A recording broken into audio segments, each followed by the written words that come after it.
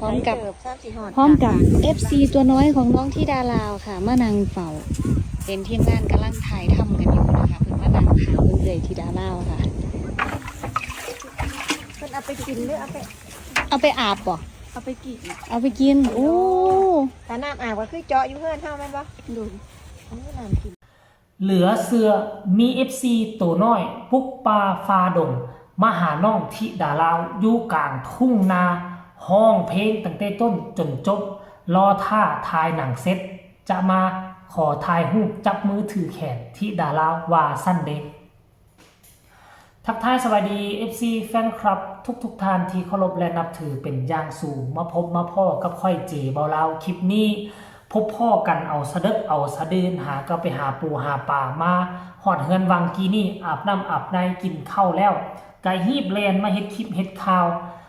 ฟ้าวส่งข้อมูลข่าวสาร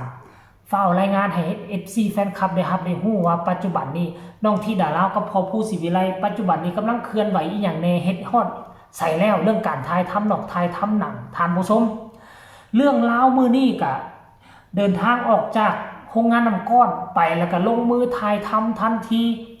มีมุมตอนอยู่ในบ้านถ่ายตอนหาบน้ำตอนต่ำเข้าเฮาก็จะได้เห็นแบบวิถีชีวิตบ้านๆคนชนบทอยู่ในสปป.ลาวทางภาคใต้ภาคกลางภาคเหนือจะแตกต่างกันได้จะแตกต่างคกต่ำเข้าของทางจีเบาลาวนี่อยู่ทางฝั่งทางเหนือนี่อยู่บ้านนอกนี่เฮ็ดเป็นคกเฮ็ดเป็นมองเนาะคันคนอีสานมาจะฮู้ก็เฮ็ดเป็นคกแบบนี้แหละเป็นคกคือเฮาตำแจ่วนั่นแหละแต่ว่ามันจะเฮ็ดเป็นเฮือนเฮ็ดเป็นคันมองใส่เฮาเอาตีนเหยียบแล้วมันกระเดิงงับนี่นะต่ำแล้วนี่นะให้มันเฮ็ดนี่แหละนี่ต่ำแล้วนี่ลงน่ะแต่อันคนทางใต้นี่มีชนเผ่าอันนึงเขาบ่เฮ็ดแบบซุมเฮาเขาเฮ็ดแต่คกแล้วก็เฮ็ดซากแล้วก็มาตำน่าจะเป็นซากใหญ่แบบนี้แหละซากอันกระหังเอาไปนะเอาไปใช้เป็นอาวุธเป็นซากตัวนี้แหละมันบ่แม่นซากต่ำเข้าแบบเล้าลุมในคันซากคือมองต่ำเข้าเล้าลุมจะเป็นเอานี่เนาะไปเหยียบกระเดิงแล้วนี่อันนี้อีกส้นเผ่านึงท่านผู้ชมเนาะซึ่งมันเป็นภาพบรรยากาศที่อยู่ในประเทศไทยของพวกเขานี่ก็น่าจะบ่มีแล้วล่ะก็คงจะเห็นแบบศูนย์วัฒนธรรมเท่านั้นแหละแต่ว่าลาวนี่น่ะยังรักษาไว้ได้ดีเนาะปัจจุบันนี้โลก2024-2025แล้วบางพื้นที่ยังมีแนวนี้อยู่ด้วยความว่าความบ่เจริญยังบ่ทันฮอดแต่ถามว่าเขาเจ้ามีทีวีบ่มีโทรทัศน์มีมือถือมีหมดมอไซค์ก็มีรถยนต์ก็มีแต่เขายังบ่ปะบ่ทิ่มบางคนก็มีห้องสีแล้วบางบ้านมีห้องสีแต่การที่จะเอาเข้าไปสีต้องได้ใช้เงินบางคนในรายหับบ่มีซ้ำมีแต่เข้าอยู่ในเหล้าอยากกินปูกินปลาหน้าน้ำก็แล้วมันแล่นไปซอกไปหามากินอยากกินซีนก็เข้าป่ามันก็เลยบ่มีความจำเป็นที่จะใช้เงินพอปานใดอยู่ในหมู่บ้านชนบทท่านผู้ชมเนาะเดี๋ยวอยากให้ทุกคนไปเบิ่งคลิปนี้บรรดาเด็กน้อยบรรดา FC ตัวน้อยมานั่งท่าอยู่กลางทุ่งนานั่งท่าอยู่คันนาเพื่ออยากเจอน้องธิดาลาวจะเป็นแนวใดนั่นให้ทุกคนไปชมพร้อมๆกันเลยตามที่ดาลาวบ่บ่ได้ติดตามก็ฮู้จักที่ดาลาวร้องเพลงตลอดเหรอเพลงที่ดาลาวเพลงหยังเนาะเด็กสาวบ้านนอกใส่ผู้ใดลองได้ลองสู้ฟังแน่เหนียวลองให้ฟังแน่ชีวิตออกจากนาโบหัวลมแห่งโชคชะตาสีพัดของเราพี่เก่งค่ะอายุสักปีแล้วนี่10 ปีผู้นี้เด้10 ปีคือกันโอ้เกิดหลังธิดาลาวปีหนึ่งค่ะที่จะพูดเก่งๆลองจบเพลงเลยนี่โอ้ผลมาหาน้ำนี่ตามมาหอดกองไทยตรวจเต้นเราไม่เคยจบมันเคยคุณจะเถื่อบ่อน้ำอยู่นี่คุณยามฝนตกโอ้ยามฝนตกก็คุณมันเอาไปกินหรือเอาไปอาบบ่เอาไปกินโอ้แต่น้ำอาบก็คือเจาะอยู่เพื่อนเท่าแม่นบ่ดูน้ำกินนี่ก็คือวิถีชีวิตค่ะของชาวบ้านท่านี้นะคะพร้อมกับ FC ตัวน้อยของน้องที่ดาลาวค่ะมานางเฝ้าเป็นทีมงานกำลังถ่ายทำกันอยู่นะคะเพิ่นมานางหาเรื่อยที่ดาลาวค่ะโอ้ อ้ยมันคือสิอ่อนซ่อนกันคักเลยห้องอันเลี้ยวเห็นธิดาเล่าวอยู่ไกลๆห้องเอิ้นขามธงมาเลยเอ้ยธิดาเล่าวจังว่า เอาเดี๋ยวเอื่อยถ่ายหนังแล้วเอื่อยก็ย่างมา เห็นบ่ทุกคนเห็น FC ตัวน้อยบ่ห้องเพลงแต่เขาเจ้าจำซื้อเพลงของที่ดาราบ่ได้ฮอดฝันข้ามโค้งเพลงที่ดาราซื้อว่าจังไดแม่เพิ่งถามว่าผู้ใดฮู้แน่เนี่ยก็เด็กบ้านนอกว่าซั่นเด้เด็กบ้านนอกเขาเจ้าจำเอาวรรคหนึงอยู่ในเนื้อเพลงนั่นแหละมันมีคำว่าบ้านนอกมันมีคำว่าบ้านนอกกับเพลงฮอดฝันข้ามโค้งก็ได้แม่เพิ่งก็บ่อย่างเงี้ยห้องให้ฟังเด็กก็ห้องให้ฟังหลังจาก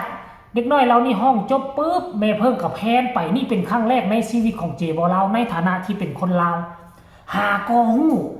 คันบ่พอแม่เพิ่งพอผู้ศิวิไลลงไปทายหนังสั้นนี่เจบอลาวบ่ฮู้ว่าอยู่ในดินแดนลาวพื้นแผ่นดินลาวมีบ่อน้ำสร้างแบบนี้ใส่ไม่แต้คันว่าไม่แต้คาภาษาลาวเอิ้นว่าไม่แต้คาบางพื้นที่เอิ้นว่าไม่แต้สรุปแล้วมันก็คือไม่คานั่นแหละท่านผู้ชมไม่คาแต่ลาวบางท้องถิ่นเอิ้นว่าไม่แต้แต่ว่าบ้านเจบ่เราเอิ้นว่าไม่แต้คาอาจจะเป็นไม้ชนิดเดียวกันคือบ่ฮู้เด้หรือว่าคนละชนิดซึ่งมันเป็นไม้ที่มีราคาแพงที่สุดและมันก็เป็นไม้ที่มีความแข็งแกร่งกว่าไม่ดูอีกซ้ำเขาเจ้าเอามาเจาะเครื่องกลางเนาะเจาะเครื่องกลางเขาเจ้าน่าจะเจาะเครื่องกลางนี่แหละหรือว่ามันเป็นธรรมชาติก็บ่ฮู้เด้เฮ้ยเขาว่าเขาเจ้าเจาะเครื่องกลางเขาเจ้าเอาอย่างเจาะมันบ่มีเครื่องมือใดที่จะยาวระดับ 4-5 เมตรคนตีบ่อเจาะออกมาน่ะจีบ่ลาวก็งงเรื่องมันเกิดตามธรรมชาติบ่กลายมาเป็นบ่อน้ำธรรมชาติอายุ100 ปีเขาเจ้าก็มาตักเอาน้ำมันใส่กินใส่อาบใส่ดื่มนี่แหละเอาไว้ใส่ไว้ซอยมันอยู่กลางทุ่งนาน้ำบ่มีบกบ่มีแห้งใสว่าซั่นเด้แต่ว่าฮอดยามฝนมาก็สิขุ่นแน่จักหน่อยนึงแต่ว่าบ่ขุ่นหลายโอ้100 กว่าปีไม่ลำบักใหญ่ไม่ประมาณเบิ่งกันเด้อไม่นี่ประมาณ2 คนโอบนี่แหละ2 คนโอบใหญ่กว่าตู้เย็นแหมแล้วให้เป็นโพรงเนาะ100 กว่าปีแล้วเขาเจ้าคิดได้จังได๋เฮ็ดแล้วนี่สมัยนี้มันมีแท่งปูนเนาะเป็นวงกลมมันนี่น่ะขุดๆแล้วก็เอาแท่งปูนต่อกันขึ้นมาเพื่อว่ากันดินยุบใส่บัดคนบูฮานหั่นนะเขาก็เจาะเอาไม้เป็นลำเลยกลายมาเป็นแท่งเป็นท่อแล้วก็ซุบใส่กันดินยุบเขาเจ้าคิดได้จังได๋เขาเจ้าเฮ็ดได้จังได๋เขาเจ้าบ่มีเครื่องไม้เครื่องมือแหมขนาดคนเฮาปัจจุบันยังงึดเขาเจ้าเจาะได้จังได๋เขาเจ้าบ่ได้พาเด้เจาะไปเป็นหูเข้าไปโยความเก่งท่านผู้ชมสรุปล้มแล้วก็เฮาได้เปิดหูเปิดตาอยู่ประเทศลาวนี่มี17-18แขวงบางบ่อนเฮาก็บ่ได้ไปอาศัยพ่อผู้ศิวิไลไปถ่ายมาเฮาจึงได้เห็นภาพบรรยากาศบ้านนอกคอกนาทางลาวกลางโอ้โหไผบ่เบิ่งหนังสั้นของพ่อผู้ศิวิไลพวกเจ้าจะเสียใจค่อยกล้าเอาหัวเป็นประกันซะไปมันจะได้ทราบซึ้งโอ้ยวิถีชีวิตแบบบ้านๆแบบที่บ่สามารถหาอยู่ในประเทศไทยได้แล้วท่านผู้ชมเอ้ยซื้อทำไมคนลาวก็มีแต่20,000 กีบคนไทยก็มีเท่าไหร่29 บาทสนุกแน่นอนค่อยกล้าฟันธงค่อยเห็นแบบนี้แล้วภาพบรรยากาศแบบนี้น่ะคนไทยเฮายิ่งมักเอาคลิปนี้ขอฝากฟังเอาไว้ซ้ำนี้ก็แล้วกันได้ลิ้นพันกันแหละฝากทุกคนกดไลค์กดแชร์กดติดตามให้ในเพื่อจะบ่พลาดคลิปดีๆแบบนี้ตลอดไปใครมีคำตำหนิติชมคำคิดคำเห็นส่งข่าวมาได้ทางใต้คอมเมนต์สำหรับคลิปนี้สบายดี